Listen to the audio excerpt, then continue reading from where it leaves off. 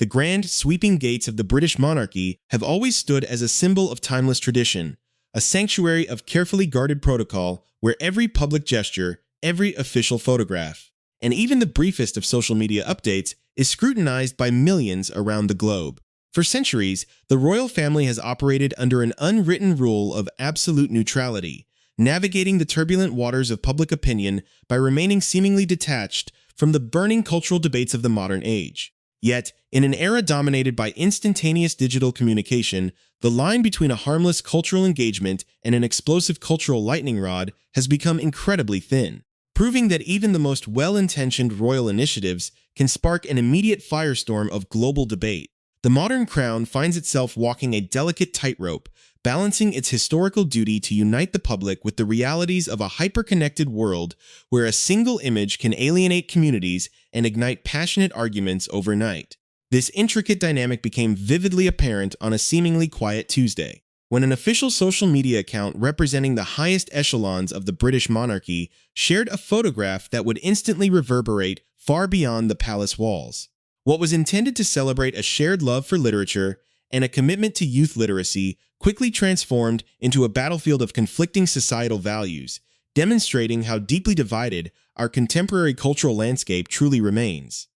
Before we dive into the intricate layers of this developing story and explore the profound societal questions it raises, we kindly invite you to support our channel by subscribing, hitting the notification bell, and joining our growing community so you never miss an in-depth analysis of the events shaping our world today. The setting for this unexpected controversy was none other than the historic Palace of Holyroodhouse, the official residence of the British monarch in Scotland, a place steeped in centuries of royal history, where ancient stone walls have witnessed countless moments of statecraft, celebration, and quiet diplomacy. Within these majestic surroundings, Queen Camilla, the 78-year-old wife of King Charles III,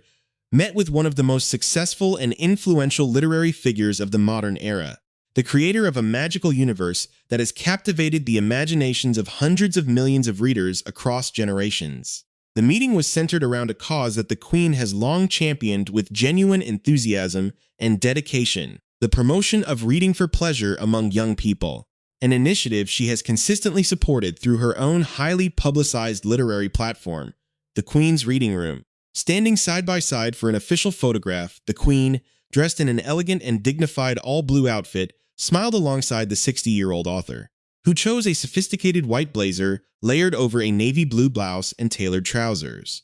To an outside observer unfamiliar with the current cultural climate, the image appeared to be a textbook example of royal engagement, celebrating two prominent women coming together to discuss the vital importance of ensuring that future generations have unfettered access to books and the transformative power of literature. The caption accompanying the photograph emphasized this noble intent, explicitly noting their shared passion for books and their deep, mutual commitment to fostering a love for reading among children. Describing how essential literacy is in opening doors for the youth of tomorrow. However, the moment the digital image was transmitted to millions of smartphones and computer screens worldwide, the carefully crafted atmosphere of literary celebration vanished, replaced by an immediate and overwhelming wave of public backlash that completely overshadowed the event's philanthropic goals. The timing of the publication added a massive layer of complexity and sensitivity to the situation, as the photograph was shared during the month of June, a period universally recognized and celebrated globally as Pride Month.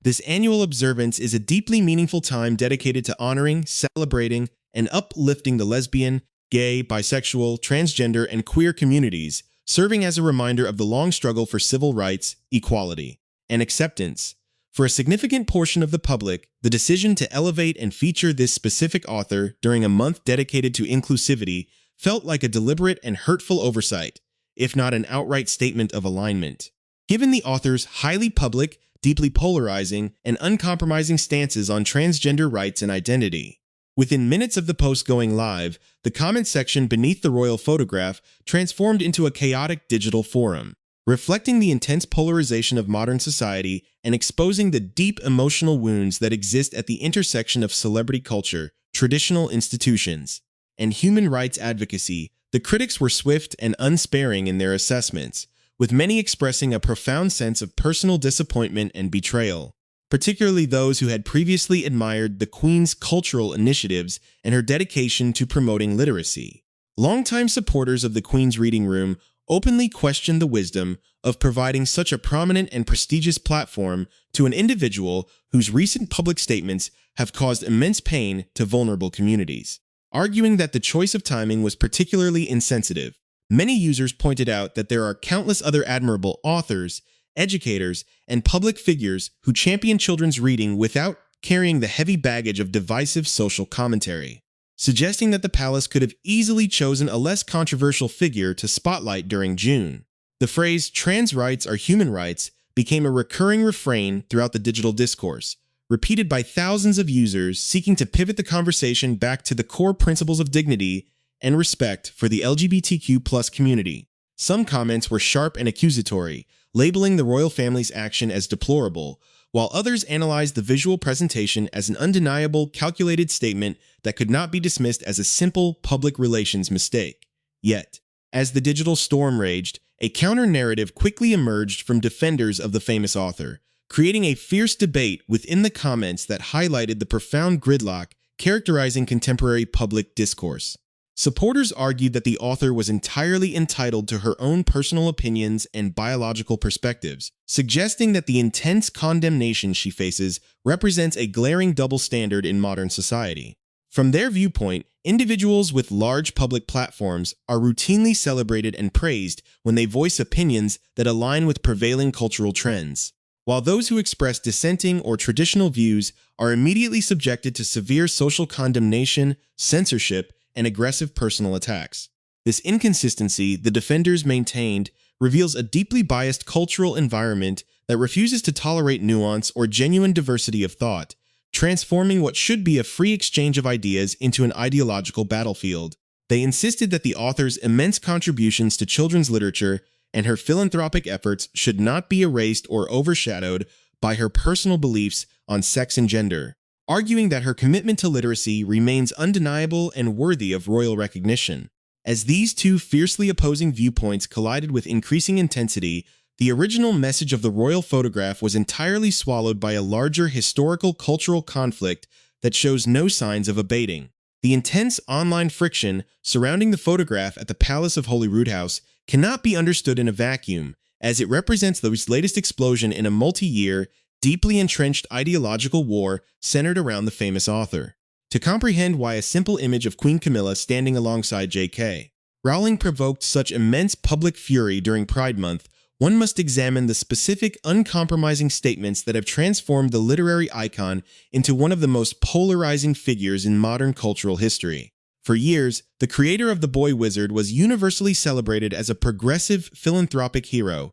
a beloved storyteller whose books taught a generation about love, tolerance, and fighting against oppression. However, that public image underwent a fundamental and irreversible shift as she began utilizing her massive global platform to challenge the core tenets of modern transgender rights advocacy, sparking a bitter conflict that shows no signs of cooling down. The definitive turning point that solidified her stance occurred in October of 2023, an incident that critics and supporters still point to as the moment the battle lines were permanently drawn. On that occasion, the author shared a photograph on social media displaying a projection that read, "Repeat after us, trans women are women," a phrase that has become a foundational mantra for LGBTQ+ advocacy groups worldwide. Beneath this image, the author wrote a single definitive word: no. This direct, unequivocal rejection sent shockwaves through the entertainment industry and cultural institutions alike, signaling to the world that she was fully prepared to dismantle her previous universal popularity in defense of her personal convictions. The backlash to that single word was immediate. Yet instead of retreating or softening her tone in the face of intense public pressure, the author doubled down on her positions with an extraordinary level of defiance that shocked both fans and industry executives. She publicly declared that she would willingly face the most severe consequences for her beliefs, writing that she would happily serve a 2-year prison sentence if the alternative was compelled speech, and what she described as a forced denial of the reality and biological importance of sex. This dramatic invocation of potential imprisonment elevated the debate from a standard internet argument into a high-stakes battle over free speech, biological reality, and human identity. By framing her resistance as a fight against authoritarian linguistic control, she galvanized a large contingent of supporters who viewed her as a courageous defender of women's spaces and scientific truth. Conversely, to the transgender community and their allies, her words were viewed as an incredibly harmful, dangerous rejection of their very existence, weaponized by an individual with near unmatched cultural influence. The escalating rhetoric quickly created an unsustainable environment within the vast creative ecosystem built around her work, forcing everyone associated with her intellectual property to navigate an ideological minefield. This deep philosophical divide did not remain confined to social media platforms. It rapidly penetrated the inner circles of the very film franchise that catapulted her to unprecedented global fame, creating an unprecedented and highly public rift between the author and the young actors she had essentially discovered. The core trio of the cinematic universe, Daniel Radcliffe, Emma Watson, and Rupert Grint, who had grown from children to global superstars under her creative guidance, found themselves in an incredibly difficult position as the public demanded to know where they stood. Choosing to prioritize their personal values and allegiance to their diverse fan base over loyalty to their mentor, these major stars publicly distanced themselves from her views, issuing passionate statements affirming that transgender women are women and deserving of unconditional love and respect. This internal rebellion by the literal faces of her magical world created a fascinating cultural paradox where the actors who brought her stories to life were now actively leading the charge against her worldview. The public fracturing of these relationships added a profound layer of human drama and tension to the controversy, as fans watched the real-world creators of their childhood magic engage in a bitter, public ideological divorce. The tension reached a boiling point in May of the following year, triggered by a significant legal development in the United Kingdom that reshaped the landscape of the debate. The UK Supreme Court issued a landmark ruling declaring that the legal terms woman and sex refer strictly to a biological woman and biological sex, a decision that was hailed as a massive victory by gender-critical activists and deeply condemned by human rights organizations. In the wake of this ruling, multiple actors from across the wider cinematic universe, including performers from the spin-off prequels like Eddie Redmayne, alongside established actors like Papa Essiedu and Katie Leung, signed a highly publicized pro-trans open letter condemning the decision and advocating for broader institutional inclusion. The author, viewing this open letter as a direct personal affront and an act of profound betrayal by people who had enriched themselves through her creative genius, hit back with an exceptionally scathing, essay-length response. In this widely read text, she did not hold back her immense disdain, openly describing her former colleagues as backstabbing individuals who were entirely motivated by fear of the modern cultural elite and online cancellation. She argued that these actors were sacrificing biological reality and the safety of biological women at the altar of social conformity. Revealing the deep personal bitterness that now infected the entire franchise, the toxic nature of this ongoing feud has cast a massive, undeniable shadow over the entertainment industry's future plans. Specifically, the highly anticipated multi-season television reboot of the original book series currently being developed by HBO. Production executives and casting directors have found themselves caught in a nearly impossible situation, attempting to launch a multi-million-dollar project while its creator remains a source of constant global controversy. The immense pressure exerted on the creative community became vividly apparent when legendary actor John Lithgow, who was cast to portray the iconic Hogwarts headmaster Albus Dumbledore in the upcoming series, spoke out about his own experience navigating the project. In a candid interview, the veteran performer admitted that numerous colleagues and industry insiders had actively urged him to stay completely away from the show, advising him to refuse the role as a form of protest against the author's controversial statements. The fact that a respected Hollywood veteran was being pressured to reject a career-defining role illustrates how intensely weaponized the situation has become, where association with the project is viewed by some as an endorsement of anti-trans ideology. Ultimately, Lithgow decided to accept the role, explaining that while he personally disagreed with much of what the author had said and believed she had repeatedly doubled down on her views at her own immense personal cost, he felt the artistic and professional reasons to participate in the storytelling were far stronger than the reasons to protest. This complex decision highlights the profound moral dilemma currently facing artists, audiences, and institutions alike. as society grapples with whether it is truly possible to separate a beloved creative masterpiece from the deeply polarizing actions of its living creator. The profound moral and cultural dilemma articulated by veteran actors like John Lithgow perfectly encapsulates the broader impasse that modern society faces when confronting the intersection of artistic legacy, royal duty, and human rights advocacy. The image of Queen Camilla standing alongside J.K. Rowling at the Palace of Holyroodhouse is not merely an isolated public relations mishap. It is a historic cultural marker that illustrates how deeply the fractures of our time run, cutting through the most traditional institutions and the most beloved fictional universes alike. As the digital outcry surrounding the photograph continued to reverberate globally throughout the remainder of Pride Month, the controversy forced a comprehensive re-evaluation of how public figures, particularly members of the British royal family, navigate a landscape where neutrality is increasingly viewed by the public as a form of passive complicity. By choosing to elevate an individual whose views on gender identity have alienated a vulnerable global community, the monarchy inadvertently signaled that certain cultural alliances take precedence over contemporary social sensitivities. A move that critics argue undermines the crown's ultimate objective to serve as a unifying force for all citizens, regardless of their background. To truly understand why this moment matters so deeply, one must look at the remarkable journeys of the individuals at the center of this storm and how their personal histories have positioned them within this explosive cultural matrix. Queen Camilla's path to the throne was itself a decades-long masterclass in public endurance and careful image rehabilitation. Transitioning from one of the most heavily scrutinized and criticized figures in British media history to becoming the respected queen consort alongside King Charles III. Throughout her journey, she has worked tirelessly to establish a legacy defined by authentic public service, focusing her energies on historically neglected or challenging issues,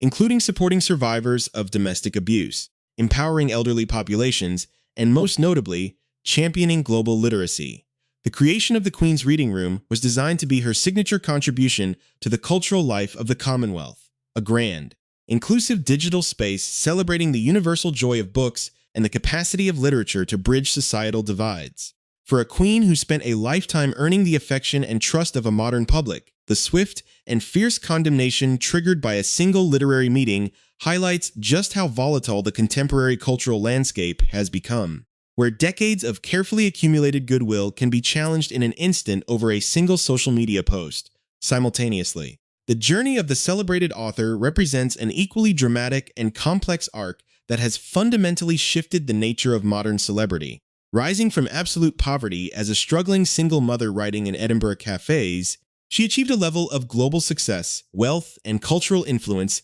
that had never been seen before in the literary world, transforming her into a modern-day folk hero whose philanthropic contributions to medical research and children's welfare were globally praised. For decades, her narrative was one of ultimate triumph, a shining example of how imagination and perseverance could literally change the world for the better. Yet, her evolution into an uncompromising, outspoken advocate regarding biological sex has completely rewritten her historical legacy, turning a figure who was once a symbol of universal childhood magic into an active participant in an intense, ongoing sociological war. Her willingness to alienate her core fan base, risk her professional relationships with the very actors she helped make famous, and endure relentless global criticism demonstrates a rare, fierce commitment to her personal ideological principles. Regardless of the enormous cultural and financial cost, this ongoing clash of titans, a traditional queen attempting to promote a universal educational good and a literary icon refusing to compromise on her definitions of biology, leaves the public and the entertainment industry in an incredibly complicated position as society moves forward. The upcoming television reboot of the original book series stands as a massive economic and cultural experiment that will test whether a creative masterpiece can truly remain separate from the personal politics of its creator in our modern world. Production houses are investing hundreds of millions of dollars into a franchise while simultaneously implementing unprecedented public relations strategies to manage the constant, predictable waves of backlash that accompany its authors' public statements. The decision of seasoned performers to join the project despite the surrounding controversy indicates that for many, the collective cultural value of the story, its messages of courage, friendship, and fighting inequality, belongs to the world and the fans, rather than strictly to the individual who originally typed the words on a page. This perspective argues that once a piece of art enters the global consciousness, it becomes a living entity shaped by the millions of readers who love it, independent of the creator's real-world flaws or polarizing perspectives. Ultimately, the fierce online battleground beneath that official royal photographs serves as a powerful mirror reflecting the deep polarization defining our modern era, an age where consensus has vanished and every public interaction is interpreted through an ideological lens. It raises profound, enduring questions about the boundaries of free speech, the responsibilities that come with possessing a massive global platform, and the evolving role of ancient institutions like the British monarchy in a rapidly changing, hyper-connected digital society. As the comment sections eventually quieted down and the palace quietly moved on to other official engagements, the underlying societal tensions exposed by the meeting remained entirely unresolved,